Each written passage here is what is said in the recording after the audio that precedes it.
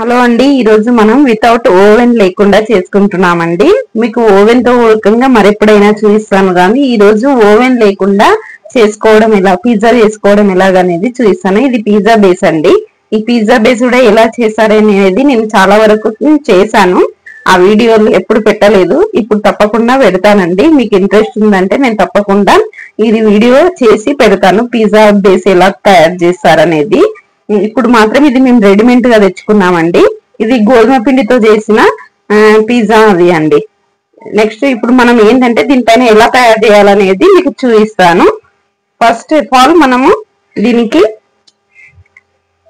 ఇక్కడ మయోనీస్ అండి, మయోనీస్ ఇది నేను వెజ్ చేస్తున్నాను, అంటే మా పిల్లలకు తింటా అన్నందుకు ఇంట్రెస్ట్ తో చేస్తున్నాను.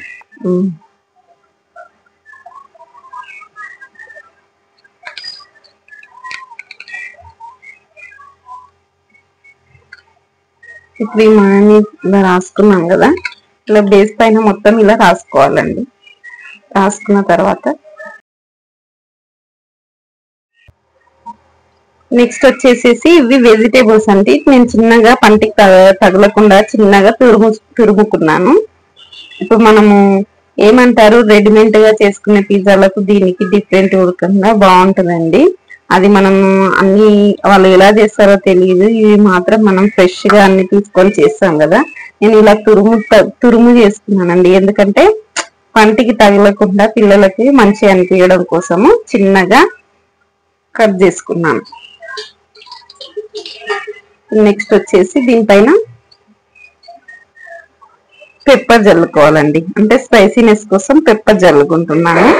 నేను పెప్పర్ ఉడకంగా ఇంట్లో తయారు చేసుకునేవండి. ఆల్మోస్ట్ ఆల్ నేను ఇంట్లో తయారు చేసుకునేవి. ఓన్లీ పిజ్జా బేస్ మాత్రమే నేను బయట నుంచి తెచ్చుకున్నాను.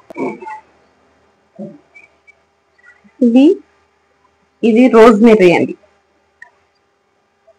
ఇది రోజ్మెరీ అండి, స్మెల్ బాగుంటుంది రోజ్మెరీ. ఇది జస్ట్ మనం ఫ్లేవర్ కోసం వేసుకుంటున్నాను నేను. ఇది అయిపోయింది కదండి. నెక్స్ట్ వచ్చేసి ఇది ఆర్గానిక్, ఇది టేస్ట్ బాగుంటదండి. ఇది మన ఇష్టం, ఎంత అంటే అంత వేసుకోవచ్చు. నెక్స్ట్ వచ్చేసేసి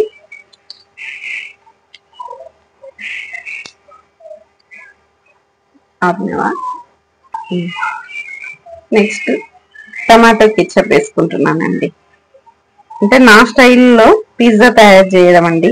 పెద్ద నేను షెఫ్ని గాను, కాకపోతే రెడీ చేసి పిల్లలకు కావాలని నేను ఎప్పుడు చేసుకునే విధంగానే చేసుకుంటున్నాను. ఇలా చేసుకుంటే బాగుంటదని మీకు చూపిస్తున్నానండి ఈ వీడియో.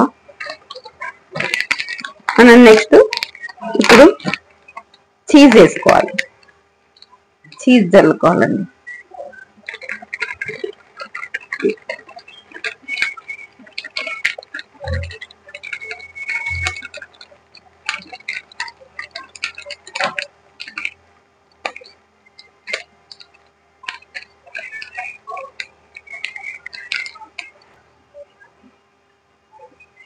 ఇప్పుడు ఇలా చేసుకున్నాం కదండి.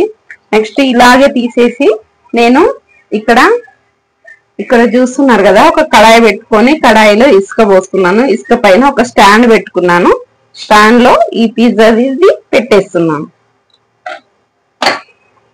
ఇప్పుడు దీన్ని దక్కను, ఒకసారి దీన్ని పైన ఒక ప్లేట్ పెట్టుకోవాలి. ఇప్పుడు మనం ఇదంతా రెడీ చేసుకున్నాం కదండి, ఇలా మూసేసుకోవాలి. మూసేసుకొని ఒక 15-20 మినిట్స్ పెట్టుకోవాలి. మధ్యలో ఒకసారి చూసుకోవాలండి, ఎందుకంటే మనం ఓవెన్ లో ఎన్ని డిగ్రీస్ అనేది పెట్టుకుంటాము. కాకపోతే ఇందులో మనం చేసుకునేది ఒక కడాయిలో చేసుకుంటున్నాం కాబట్టి మధ్యలో ఒకసారి 20 మినిట్స్ తర్వాత చూసుకోవాలి. సిమ్ లో పెట్టాలండి, హై ఫ్లేమ్ లో పెట్టొద్దు, సిమ్ లో పెట్టుకోవాలి. మనం సిమ్ లో పెట్టుకుంటేనే బాగుంటది, మళ్ళీ హై ఫ్లేమ్ లో పెట్టుకుంటే మాడిపోతుంది, మొత్తం మాడిపోతుంది. సేమ్ మనకు ఓవెన్ లో వచ్చిన విధంగానే వచ్చేస్తుందండి. నేను ఇది మొత్తం ప్రాసెస్ అయిన తర్వాత ఇప్పుడు మనము పిజ్జా రెడీ అయ్యిందేమో చూద్దామండి. రెడీ అయ్యింది, మధ్యలో చూడవలసిన అవసరం ఉడకంగా రాలేదండి. దీనికి మంచిగా చాలా బాగా వచ్చింది. ఇప్పుడు మనం దీన్ని బయటికి తీసేసుకున్నాం. మనకి పిజ్జా రెడీ అయింది కదండి. ఇప్పుడు దీన్ని కట్ చేసుకోవడమే. నెక్స్ట్ నేను రెడీ అయింది కదండి, మనము వేరే దాంట్లోకి తీసేసుకుందాం. నేను పిజ్జాని తీసేసి ఒక ప్లేట్ లోకి తీసేసుకుంటున్నాను. ఇది మనము అంటే చిన్న చిన్న మన పిజ్జా తినాలన్న కోరికలు ఉంటాయి కదండి, అలాంటి వాటి కోసం చేశానండి. పెద్ద నేను షెఫ్ని గాను, కాకపోతే బట్ చేసినాను. ఎలా ఉంటుందో టేస్ట్ చేసి మీకు తెలుపుతాను, ఓకేనా. ఇప్పుడు మనం దీన్ని టేస్ట్ చూద్దామండి ఎలా ఉందో. నేను కొద్దిగా టేస్ట్ చూస్తాను.